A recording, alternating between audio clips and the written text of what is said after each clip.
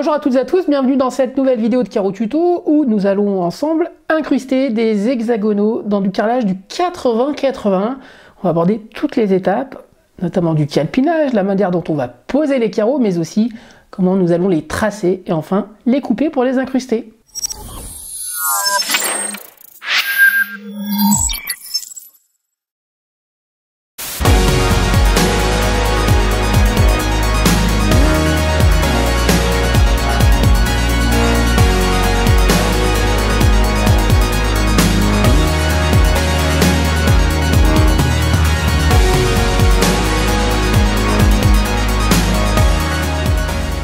Alors avant toute chose, je vous remercie pour votre soutien, n'hésitez pas à vous abonner, à cliquer sur la petite cloche des notifications et à partager les vidéos de Carreau Tuto. Allez dans les descriptions vidéo, il y a plein d'informations, notamment le code promo actuel Carreau Tuto sur le site icarleur.com, vous avez 10% de réduction sur l'ensemble de votre commande, mais aussi il y a mon assurance Saurus. Jetez-y un coup d'œil, vous êtes artisan, vous êtes indépendant, en 3 minutes vous avez un devis et les prix sont ultra compétitifs. Et attention, il y a très bientôt un nouveau code promo, je vous en dis plus sur la prochaine vidéo. Allez, je vous abandonne tout de suite sur le chantier, je disparais, ciao bye. Allez, c'est reparti, bonjour à toutes et à tous, on se retrouve sur le chantier de mon frère où on pose des 80-80 avec l'incrustation de hexagonaux. Ah, c'est la fatigue, avec l'incrustation c'est la fatigue. Avec l'incrustation d'hexagonale à l'intérieur. Alors, en réfléchissant un petit peu, vous savez, c'est une pièce qui est complètement tordue. En fait, le départ de l'ancien carreleur, je le trouve pas mal du tout. Donc, je pense que je vais m'en inspirer et que je vais suivre sa ligne de joint qu'elle a, avec un entier ici. C'est bien parce que je vais avoir la cote, en fait. Donc, ici, je vais couper en biais. Je vais suivre, là, jusqu'au fond. D'accord? Ce qui fait que, on est presque à la moitié de la porte. Donc, ça fait un joint au milieu. C'est plutôt bien. Et donc, du coup, je vais partir avec mon entier ici.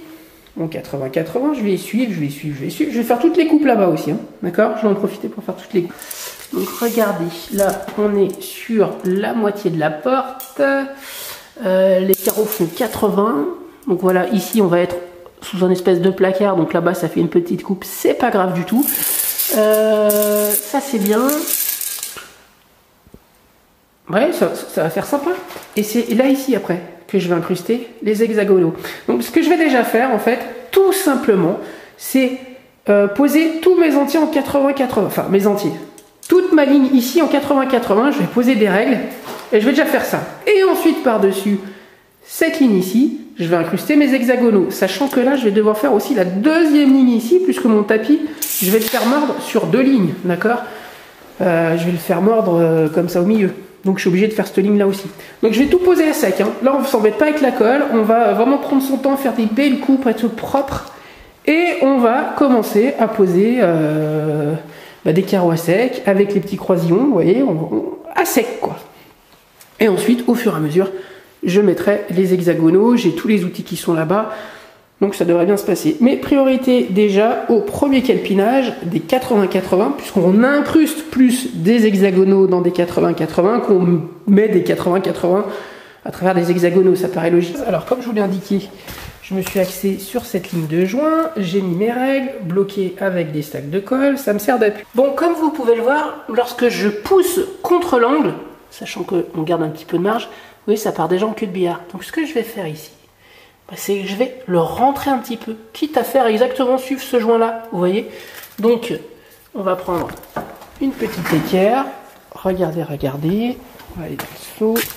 Je crois que j'ai une fausse équerre à appliquer, c'est pas mal des fausses équerres comme ça aussi, ça c'est bien. Allez, viens avec moi. Bon, alors soyez pas surpris, j'ai pas de casque de chantier parce que je l'ai oublié, donc je mets des petites choses comme ça dans les oreilles, enfin méthode chantier, ça fait pas des miracles mais c'est toujours une manière d'atténuer le bruit parce que je supporte pas le bruit de la meuleuse. Donc voilà, je l'ai oublié. Donc voilà. Si je veux pas être sourd comme un pot. Alors, regardez, on va se positionner ici. Voilà, je vous pose. Ça remue un peu, mais c'est pas grave. Je n'ai pas le choix. On va prolonger en fait cette ligne-là en fait. Hein, si on veut l'incruster, d'accord. On prolonge ça. Voilà. Ce qu'on peut faire après, c'est donc prendre cette mesure là, mais moi là je suis pas au millimètre près, donc je vais prendre ça, voilà, ok. Sachant que là, il y a des pointes, hein, donc on n'est pas au millimètre près, mais voilà. C'est une manière de reporter l'angle. Comme je vous le disais, je suis pas au millimètre près pour cette coupe-là. Bon, je vais partir d'ici et je vais continuer la ligne qui est là. Je prends l'équerre. Ah, l'équerre du pépé. Et c'est l'équerre de mon pépé, ça. Première coupe, elle est là.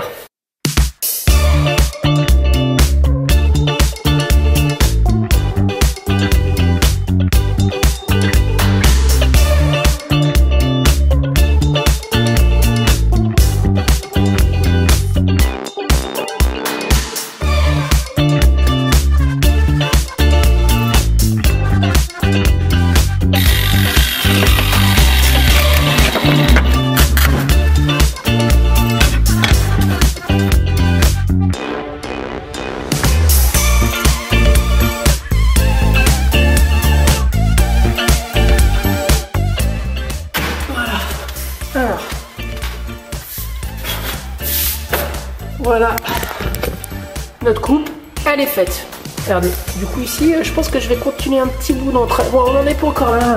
Je prends la petite ventouse pour les déplacer. Ils sont bêtement, un mec. Voilà.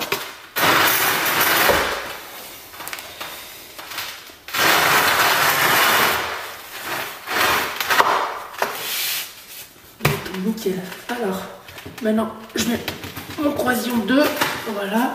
Les coupes là-bas, ça c'est facile à faire. Je vais faire celle-ci là. Bon, je vous retrouve tout à l'heure, vous avez compris, je vais faire déjà tout ça en anthracite, en gris foncé comme ça. Et je vais faire la ligne d'après. Après, dès qu'il y a une coupe un petit peu complexe, je vous la montre. Et quand on a des grands, hein, et qu'on a des coupes à faire, on va pas s'amuser à chaque fois à les transporter et à les mettre, à les présenter. On appelle ça les présenter. Donc, je prends un croisillon. Mon mètre, bien propre.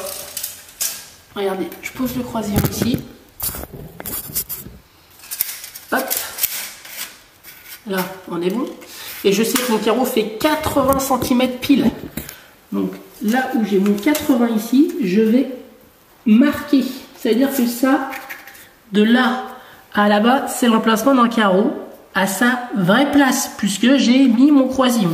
Et maintenant ici, je vais prendre ma distance jusqu'à ce mur là. Donc j'ai donc 56, moi je prends 55,5. Ah non, attendez, voilà. Donc de là à là, j'ai 57 faibles. Donc moi je vais prendre 56,5. Ils sont où? Ils sont là. Bon, écoutez, voilà où nous en sommes. J'ai fait, bon alors je vous ai pas forcément montré à chaque fois toutes les coupes, hein, mais bon j'ai reporté parce que bon il n'y a rien de droit, donc voilà. Moi je me suis axé, comme je vous l'expliquais ici, sur la ligne de joint, j'ai avancé, et là vous dites pourquoi c'est coupé, tout simplement parce que c'est à partir de là où je vais incruster quelques hexagonaux, puisque tout là ça va être en hexagonal. Alors à voir comment je vais faire, est-ce que je vais en incruster un peu sur ces carreaux là aussi, ou est-ce que je fais juste une ligne, vous voyez comme ça, qui m'aura ici. Bon je pense qu'on va quand même essayer d'en faire un éclaté un ou deux pour voir ce que ça donne. Donc en premier lieu, je vais, alors vous avez deux solutions hein, pour faire ce genre de calpinage. Soit en fait vous allez prendre carrément des auto-nivelants, vous voyez. Je vais en prendre par exemple la petite ligne ici. Donc ceux-ci ils sont vendus sur la boutique Caro Tuto d'ailleurs, hein, je vous le dis quand même, on sait jamais. Ils sont, on va prendre des petits rouges. On va prendre ça. Hop, hop, parce que les hexagonaux ils sont là. Et en fait, avec les auto-nivelants, ce qui est bien, c'est qu'on peut rassembler des carreaux. D'accord? Donc ce que je peux faire, c'est par exemple prendre ces trois carreaux. Allez, je vous retourne de l'autre côté. Voilà. Voilà. On met l'auto-nivelant ici. On met celui-ci ici. Et en fait, on va pouvoir carrément se créer un carreau avec, vous voyez? Parce que si je fais ça, ça, ça, je mets celui-ci. Allez, on essaye de tout bien aligner. Alors, il faut faire attention parce que, vous voyez, pour les avoir posés plusieurs fois, ceux-ci, je les connais. Et par moment, bah, il y a des décalages de joints. C'est pour ça que je les pose très souvent à l'œil, ceux-ci.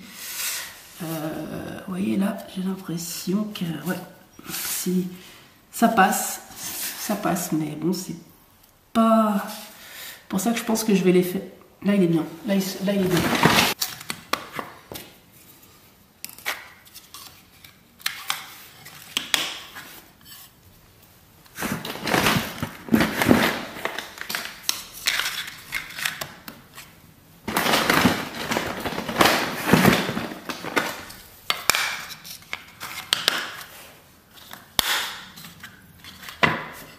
Donc là, si vous voulez, ça, je peux déjà le mettre sur mon carreau et tracer mes décrochés.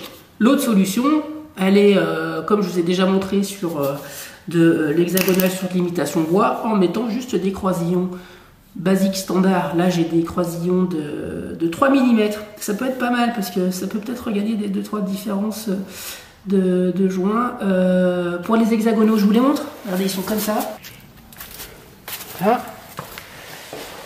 Donc on a soit cette solution-là, que je vais vous montrer, soit on a la solution où on va poser nos carreaux sur les carreaux de sol qui sont déjà présents, les 80-80.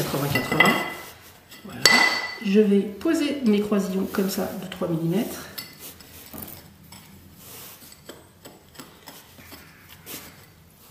Voilà. Et je trace. Pareil, on fait le motif qu'on veut. Donc c'est à vous de voir. Moi-même, je ne sais pas quelle solution je vais prendre là, parce que ça dépend vraiment des chantiers. Est-ce que je prends ça?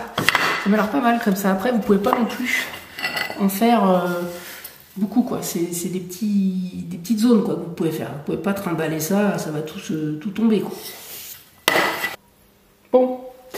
Donc, bah voilà, du coup, j'ai décidé avec les croisillons. Moi, je pense que je vais faire un petit juste milieu. Je vais rajouter là je l'ai fait à l'auto-nivelant, je vais rajouter des petits bleus parce qu'en fait lorsque je pose les auto-nivelants, vous voyez, ça fait des choses un petit peu plus large, mais voilà, au moins vous avez l'idée.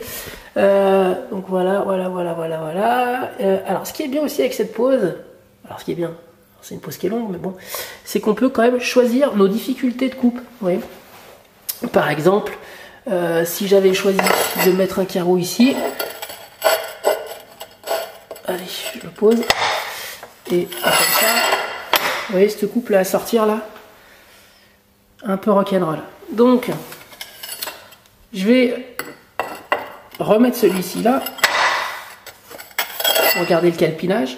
Et celui-ci, il sera en gris anthracite. Et je vais dispatcher celui-ci au-dessus. Voilà, ça va faire ça. En gros. On va essayer de faire un truc comme ça. Bon, remarque, c'est pas plus facile. Non, bah, je vais peut-être pas faire ça. L'emplacement final, il est là. Maintenant, bah, je vais tracer mes contours ici. Alors, vous voyez l'épaisseur de mon crayon, elle va faire à peu près la taille du joint. Regardez.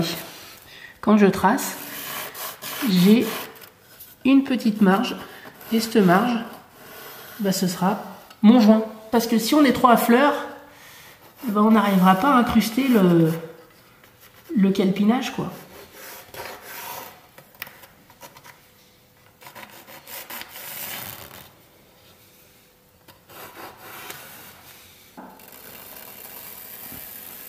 Ça.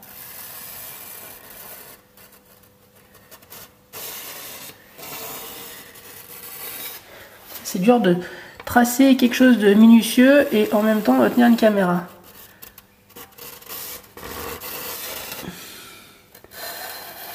Je suis désolé si j'ai pas suivi, mais bon, vous avez compris le truc.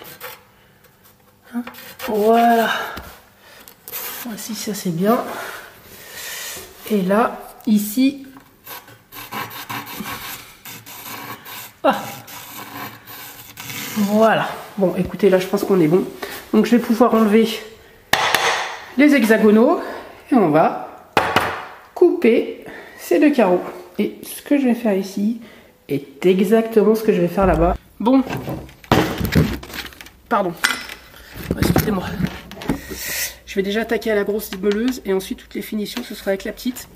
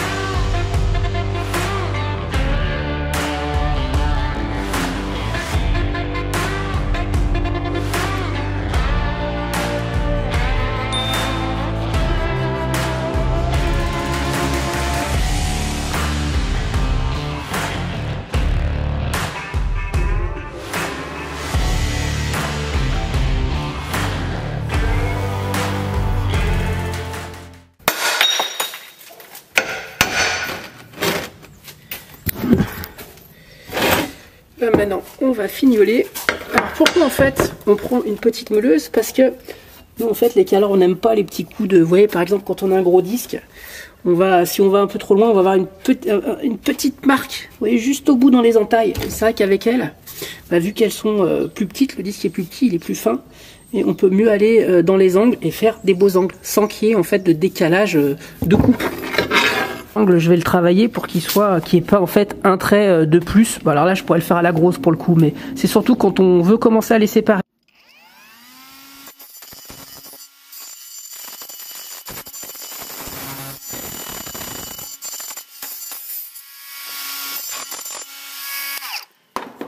Voilà. Là c'est un angle qui est pas mal. Il reste encore un tout petit peu, mais ça va passer.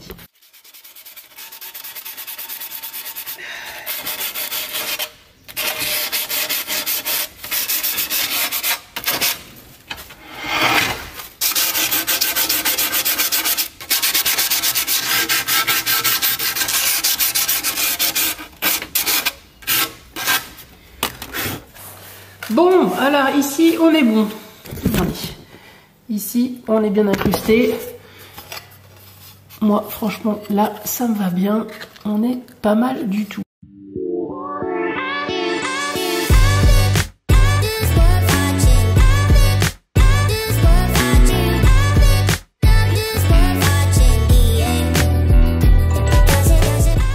Celui-ci là, vous voyez, il y a un tout petit mille. Il suffit juste d'un tout petit coup de disqueuse, mais ce tout petit coup de disqueuse fera la différence. Là, vous voyez, ça me perturbe un peu, moi, je peux pas le laisser ça. Donc je vais mettre un petit coup de disqueuse léger. Et on va regagner ce décalage là. Là on est bon, là on est bon, là on est bon. Et ici, bah, ça vient à cause du joint qui est là. Bon, en fait, je vais juste grignoter celui-ci. Là, ça me plaît. J'ai un petit peu de marge à chaque fois en fait. Hein. C'est ça, quand je vous dis que ça me plaît, c'est parce que j'ai un peu de marge. Et je peux avoir un joint régulier tout le tour long. Bon là du coup, j'ai fait mes petites marques, vous voyez, où j'ai juste mes petits coups d'affûtage là. J'ai ici pour que ça fasse un joint régulier, vous voyez, parce que là quand on regarde, on n'a pas un joint régulier, donc il faut juste que je grignote un peu là, d'accord. Pareil ici, et pareil sur l'ongle ici.